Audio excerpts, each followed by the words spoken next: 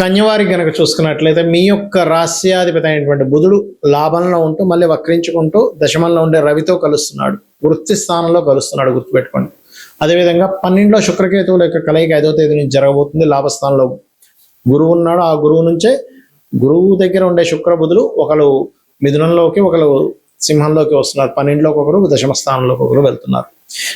అదేవిధంగా 6లో రాహువు, సప్తమ స్థానంలో శని, భాగ్యస్థానంలో అంటే తండ్రి దూర ప్రాంతాలకు స్థానంలో కుజుడు ఉన్నాడు.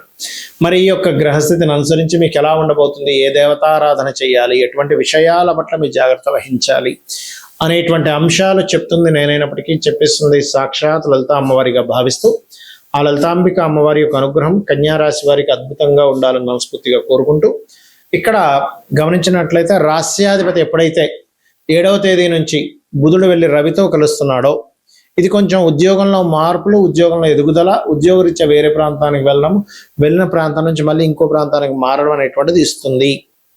ధన విషయంలో కాస్త జాగ్రత్తగా ఉండాలి. ఎందుకంటే ధనాధిపతి భాగ్యాధిపతి అయినటువంటి శుక్రుడే 12వ స్థానంలో కేతువుతో ఉన్నాడు కాబట్టి ఇన్వెస్ట్మెంట్స్ విషయంలో అవాయిడ్ చేయడం మంచిది. ఈ పక్షం కాదు, ఈ నెలంతా కూడా అవాయిడ్ చేయడం చాలా మంచిది, గుర్తుపెట్టుకోండి. అదేవిధంగా కాస్త అన్నదమ్ములు అక్కచెల్లెలు మాటలు వినోలే, ఒక్కొక్కసారి మీరు శత్రువులు కూడా ఉంటారు. సిబ్లింగ్స్ ప్రాణం ఇచ్చేటువంటి చాలా బాగా చూసుకునే సిబ్లింగ్స్ ఉంటారు, చాలా బాగా సపోర్ట్ చేసే వాళ్ళు ఉంటారు. మనల్ని అంటే మనం ఎదుగుతుంటే చూడలేని సిబ్లింగ్స్ కూడా ఉంటారు. అలా ఉండేటువంటి వారు కాస్త వాళ్ళతో వాళ్ళు చెప్పి ఏదో చెప్తారు, పలానా ఇన్వెస్ట్మెంట్ చేయండి చాలా బాగుంటుంది, ఎందుకంటే మనం కోల్పోవాలని. అలా ఒక్కొక్కసారి వాళ్ళు మంచి వాళ్ళైనా ఒక్కొక్కసారి వాళ్ళ మాట వినడం వల్ల ఇక్కడ నష్టపోతూ ఉంటాం ఒక్కొక్కసారి. అలాంటి సిచ్యువేషన్ నడుస్తుంది కాబట్టి కాస్త జాగ్రత్తగా ఉండండి దయచేసి. ఉద్యోగంలో కొంత మార్పులు ఘర్షణ ఉందని చెప్పుకున్నాను. అదేవిధంగా కాస్త విదేశాల్లో ఉంటూ అక్కడ ఏదైనా విద్య కోసం అభ్యసిద్దామని, అక్కడ కొంచెం గ్రీన్ కార్డ్ కోసం ప్రయత్నం చేసేటువంటిది, అక్కడ ఉద్యోగం, అక్కడ చదివి అక్కడ ఉద్యోగం, పార్ట్ టైం జాబ్స్ చేస్తూ ఉంటారు కదా, ఒక విద్యా సంబంధించిన సాగుతూ అటువంటి విషయాలకి కాస్త ఇప్పుడు ఉండేటువంటి గ్రహస్థితి చాలా పాజిటివ్గా ఉంది. ఇష్టపడిన వాడిని వివాహం చేసుకోవాలనేటువంటి విషయంలో కొన్ని ఘర్షణలు చూపిస్తున్నాయి. తండ్రి యొక్క ఆరోగ్యం విషయంలో కాస్త జాగ్రత్తగా ఉండండి. 3వ అధిపతి భాగ్యస్థానంలో ఉన్నాడు కాబట్టి.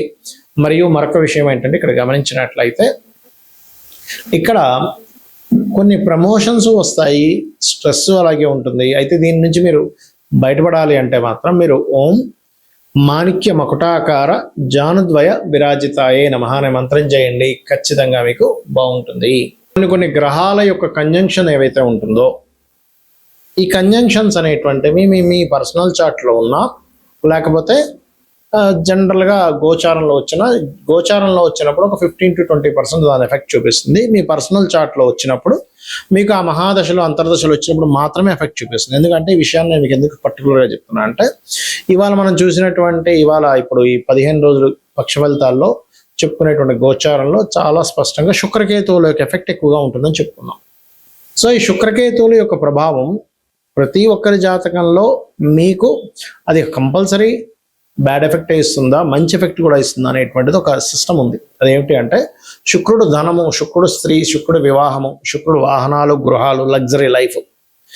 ఈ యొక్క శుక్రుడు కేతుతో కలిసినప్పుడు ఏమవుతుందంటే ఒక్కొక్కసారి వాంటెడ్లీ వీళ్ళకే వాటి మీద ఇంట్రెస్ట్ లేకపోవడం జరుగుతూ ఉంటుంది, లేదా వాటి కోసం ఎంతో ప్రయత్నం చేస్తున్నా సరే సంపాదించినట్టే సంపాదించిపోవడం కూడా జరుగుతూ ఉంటుంది.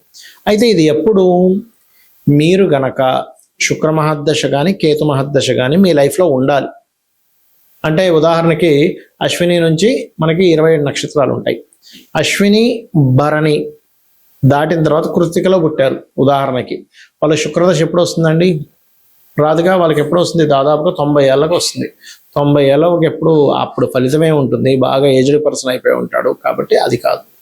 మీరు ఉదాహరణకి అశ్విని నక్షత్రంలో పుట్టారు, లేదా భరణి నక్షత్రంలో పుట్టారు, లేదా రేవతిలో పుట్టారు, లేదా ఉత్తరాభాద్రలో పుట్టారు, ఒక ఏజ్లో వస్తాయి, అప్పుడు చూసుకోవాలి. అది కూడా ఏంటి, శుక్రుడు బాగుంటే మంచి ఫలితం శుక్ర మహర్దశ. శుక్రుడు పాడ ఇలాగే కేతువుతో కలిసి ఉంటే అన్ని స్ట్రక్ అవ్వడం, అంటే భార్య కొన్ని కారణాల వల్ల కొంతమందికి ఎలా ఉంటుందంటే జీవిత భాగస్వామితో విడాకులు అవ్వవు, కానీ జీవిత భాగస్వామి ఒక దగ్గర, వీరు ఒక దగ్గర నివాసం ఉంటూ ఉంటారు, గుర్తుపెట్టుకోండి. కాబట్టి ఏంటంటే ఆ రకంగా ఈ శుక్రుడికి సంబంధించినటువంటి విషయాల్లో ఈ రకమైనటువంటి ఫలితాలు కూడా పొందుతూ ఉంటారు. అదేవిధంగా మరొక విషయం ఏంటంటే ఇక్కడ మీరు ఎప్పుడైనా సరే గుర్తుపెట్టుకోండి, శుక్ర మహాదశ వచ్చినప్పుడు అందరూ ఏమనుకుంటారంటే శుక్రుడు అంటే ఇంకేముంది అసలు అద్భుతం, నేను ఇంకా నాకు ఇంకా లగ్జరీ కొన్ని కోట్లు సంపాదిస్తాను, వాహనాలు గృహాలు ఉంటాయి అనుకుంటారు. కాదు, శుక్రుడు బాగుంటే నిజంగానే అన్ని కోట్ల రూపాయలు ఇస్తాడు, అంతా బాగుంటుంది. కానీ కేతువుతో కలిసి ఉండి, ఆ కేతువుతో కలిసి ఉండి కూడా కొంతమందికి యోగిస్తుంది. అది ఎప్పుడో చెప్తానండి. కొన్ని కెమికల్ రిలేటెడ్, ఫార్మా రిలేటెడ్ పూజాది కార్యక్రమాలు చేయించేవారు, అమ్మవారు ఉపాసకులు, లక్ష్మీ గణపతి ఉపాసకులు, పూజా సామాగ్రి స్టోర్స్ పెట్టుకునేటువంటి వారికి మళ్ళీ యోగిస్తుంది, గుర్తుపెట్టుకోండి. కాబట్టి ఇక్కడ ఏంటంటే మీరు ఏ వృత్తిలో ఉన్నారు, ఏ మహాదశ నడుస్తుంది, మీకు ఆ వృత్తి మీ జన్మజాతకంలో ఉండేటువంటి కాంబినేషన్స్కి కనెక్ట్ అవుతుందా లేదా. అంటే ఎలా అంటే ఒక వ్యక్తి చూడండి, ఒక బీటెక్ చదివాడు, సాఫ్ట్వేర్ చదువుకున్నాడు, అతని సాఫ్ట్వేర్ రంగాలకు సంబంధించిన దాంట్లో అతను జాయిన్ అయితేనే అతను చాలా చక్కగా ఆ యొక్క వృత్తిని నిర్వహించగలుగుతాడు. అలా కాకుండా అతన్ని తీసుకెళ్ళి మెకానికల్లోనే వేశారు, లేకపోతే మ్యాథ్స్ టీచర్గా చెప్పమన్నారు, లేకపోతే ఇంకోటి ఏదో చేయమన్నారు, చేయలేడు. అంత మాత్రం చేత అతని దగ్గర టాలెంట్ లేనట్టు కాదు. అలాగే ప్రతి జాతకంలో కూడా ధనయోగం ఎందులో ఉందో తెలుసుకోవాలి. ధనయోగం లేకపోవడం కాదు, ఉంటుంది, కానీ అది ఎందులో ఉందో తెలుసుకోగలగాలి. చాలా మంది చూడండి, నేను చాలా వ్యాపారాలు చేశానండి, ఆఖరి హోటల్ పెట్టుకుని బాగా నడుస్తుంది అంటారు. లేదా కొంతమంది చాలా వ్యాపారాలు చేశారు, చాలా ఉద్యోగాలు చేశారంటే స్క్రాప్ షాప్ పెట్టుకున్నాను సార్, కోట్లు సంపాదించాను అంటాడు.